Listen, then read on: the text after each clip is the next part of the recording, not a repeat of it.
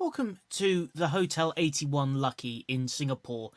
But during my 2 nights here in November 2024, I picked this hotel because of its location and price. When I purchased it, it cost me 152 Singaporean dollars, which is about 78 to 80 pounds at the time I went, and is only a 10 to 15 minute walk from the Aljunied metro station on the Singapore Metro line.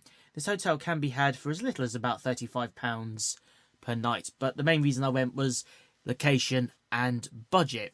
There's nothing fancy about this hotel, and as you can see by some parts of this video, you've been forgiven for thinking that you've walked into a 1980s time capsule if you're more familiar with Western European standards.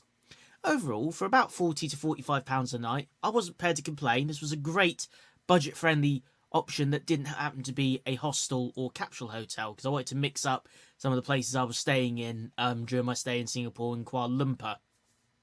And you can see the room is very basic, but it did the job. There's a little desk there which has ports which you can plug in to charge, as well as a kettle you can use for tea and coffee, because tea and coffee is provided.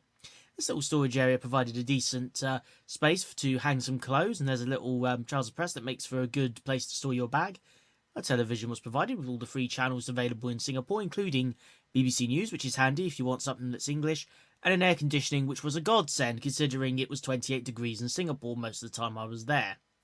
And you also probably noticed there was another charging or plug port in that little cupboard area. You'll see that in just a moment as I open the door again.